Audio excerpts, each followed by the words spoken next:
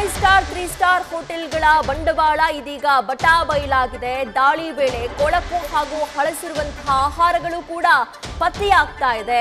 ಇಂದಿರಾ ಕ್ಯಾಂಟೀನ್ನ ಕರ್ಮಕಾಂಡವೂ ಕೂಡ ಅಧಿಕಾರಿಗಳ ದಾಳಿಯ ವೇಳೆ ಬಟಾಬಯಲಾಗಿದೆ. ಹೀಗಾಗಿ ಜನರಿಗೆ ವೈದ್ಯರು ಒಂದಷ್ಟು ಕಿವಿ ಮಾತನ್ನ ಹೇಳಿದ್ದಾರೆ. ಹೋಟೆಲ್ನಲ್ಲಿ ನಿರಂತರವಾಗಿ ಊಟ ಮಾಡ್ತಾ ಇರೋರಿಗೆ ವೈದ್ಯರು ಒಂದಷ್ಟು ಗೈಡ್ಲೈನ್ಸ್ ಅನ್ನ ನೀಡಿದ್ದಾರೆ, ಗೈಡ್ ಮಾಡಿದ್ದಾರೆ.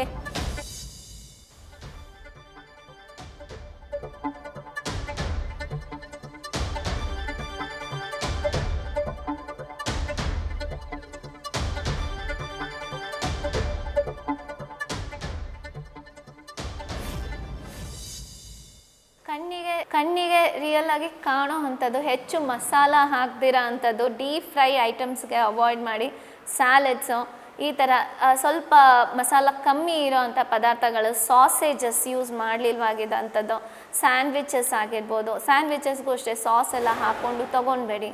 ಲಾಟ್ ಆಫ್ ಸೋಡಿಯಂ ಬೆನ್ಸೋಯಿಟ್ಸ್ ಎಲ್ಲ ಯೂಸ್ ಮಾಡಿರ್ತಾರೆ. ಇದೆಲ್ಲ ಪ್ರಿಸರ್ವೇಟಿವ್ಸ್, ಹೆಚ್ಚು ಪ್ರಮಾಣದಲ್ಲಿ ಪ್ರಿಸರ್ವೇಟಿವ್ಸ್ ದೇಹಕ್ಕೆ ಹೋದಾಗ ತೀರಾ ಹಾನಿಕಾರಕ ಇರುತ್ತೆ.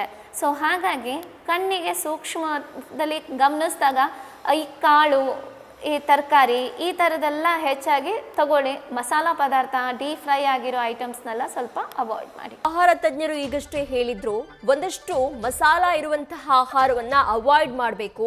ಆದಷ್ಟು ಸಲಾಡ್, ಕಾಳು, ಪ್ರೋಟೀನ್ ಇರುವಂತಹ ಆಹಾರ ಸೇವನೆಯನ್ನ ಮಾಡಬೇಕು. ಜೊತೆಗೆ ಕೃತಕ ಬಣ್ಣ, ಟೇಸ್ಟಿಂಗ್ ಪೌಡರ್ ಬಳಸಿದ ಆಹಾರವನ್ನ ಆದಷ್ಟು ನಿಷೇಧ ಮಾಡಬೇಕು.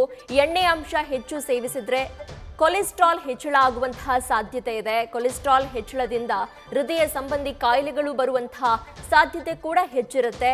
ಹೀಗಾಗಿ ಅತಿಯಾದ ಮಸಾಲೆ ಸೇವಿಸಿದ್ರೆ ಆಸಿಡಿಟಿ, ಗ್ಯಾಸ್ಟ್ರಿಕ್ ಸಮಸ್ಯೆ ಕೂಡ ಬರೋದ್ರಿಂದ ಇದೆಲ್ಲವನ್ನ ಆದಷ್ಟು ಅವಾಯ್ಡ್ ಮಾಡಿ ಅಂತ ಹೇಳಿ ಆಹಾರ ತಜ್ಞರು ಹೇಳಿದ್ದಾರೆ. ಜೊತೆಗೆ ಬಳಸಿದ ಎಣ್ಣೆಯನ್ನ ಮರುಬಳಕೆ ಮಾಡ್ತಾ ಇರೋದ್ರಿಂದಾಗಿ ಆರೋಗ್ಯಕ್ಕೆ ಬಹಳಷ್ಟು ಅಪಾಯಕಾರಿಯಾಗುತ್ತೆ. ತರಕಾರಿ, ಹಣ್ಣು, ಫೈಬರ್ ಕಡಿಮೆ ಇರುವ ಆಹಾರವನ್ನ ಆದಷ್ಟು ಅವಾಯ್ಡ್ ಮಾಡಿ ಅಂತ ಹೇಳಿ ಆಹಾರ ತಜ್ಞರು ಇದೀಗ ಮಾಹಿತಿಯನ್ನ ನೀಡಿರುವಂತದ್ದು. ಜೊತೆಗೆ ಜನರನ್ನ ಎಚ್ಚರಿಸಿರುವಂತದ್ದು. ಹೋಟೆಲ್ನಲ್ಲಿ ನಿರಂತರವಾಗಿ ದಾಳಿಗಳಾಗ್ತಾ ಇದೆ. ಪ್ರತಿಷ್ಠಿತ 5 ಸ್ಟಾರ್ 3 ಸ್ಟಾರ್ ಹೋಟೆಲ್ಗಳಲ್ಲೂ ಕೂಡ ಅಶುಚಿತ್ವ ಕಂಡು ಬರ್ತಾ ಇದೆ. ಹೀಗಾಗಿ ಆದಷ್ಟು ಜನ ಎಚ್ಚರಿಕೆಯಿಂದ ಇರಬೇಕು. ಜೊತೆಗೆ ಹೋಟೆಲ್ಗಳಲ್ಲಿ ನಿರಂತರವಾಗಿ ಊಟ ಮಾಡುವಂಥವರು ಹೆಚ್ಚಿನ ಜಾಗೃತಿಯನ್ನ ವಹಿಸಬೇಕು ಅಂತ ಹೇಳಿ ಇದೀಗ ಆಹಾರ ತಜ್ಞರು ತಿಳಿಸಿದ್ದಾರೆ.